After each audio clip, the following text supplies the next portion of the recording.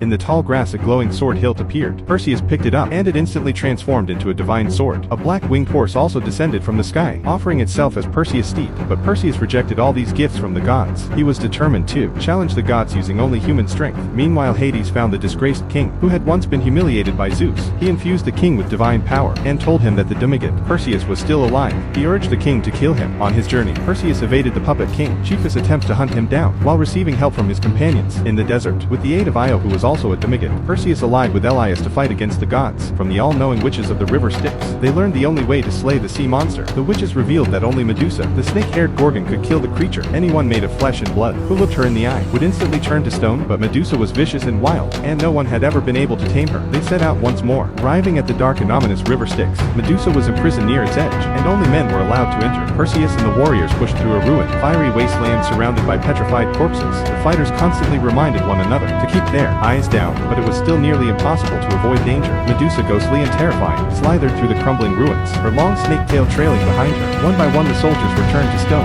Soon Medusa locked onto Perseus and launched an attack. Perseus never looked back, sprinting between the pillars as fast as he could. Elyas had already set up an ambush, and slashed off several of her snake heads. Medusa wrapped her tail around him, but Elyas stayed calm, staring straight into her eyes. With his glowing blue ones, he wasn't made of flesh and blood, so Medusa's power had no effect on him, revealing a glowing blue heart in his chest. He prepared to sacrifice himself to destroy her. Medusa was badly injured, and crawled toward the fallen Perseus. At that moment, Draco flew through the air, slashed a pillar with his dagger, and stabbed Medusa's tail. Enraged, Medusa turned around and turned Draco to stone. Only Perseus was left. He dared not look at Medusa directly, so he used his shield as a mirror to track her movements. When she got close enough, he spun around and struck. With one clean blow, he cut off her head, wrapped it up, and left the edge of the underworld. Outside, Io had been waiting anxiously, but before they could reunite, she was killed by the puppet king alone. Perseus was no match for him, and was knocked to the ground with a single punch. In that critical moment, Perseus let go of his pride, and finally accepted the divine power within him. He picked up the god-forged sword, and drove it straight through the king's chest. But the solar eclipse was approaching fast, and time was running out. Just then the winged horse returned. Hades began his doomsday plan, unleashing a horde of demons to terrorize the cities of man. The sea monster, summoned by his power, rose from the ocean depths. Its immense body darkened the sky, casting fear across the land. Perseus darted between its massive tentacles, narrowly avoiding its jaws. In their terror, the people had tied the princess facing the sea, ready to offer her as a sacrifice. Perseus soared down from the sky, standing atop a demon. He grabbed Medusa's head, and charged at the sea monster. Just as it was about to devour the princess, bit by bit, the monster turned to stone and collapsed into the sea. But Hades appeared again, standing in front of Perseus.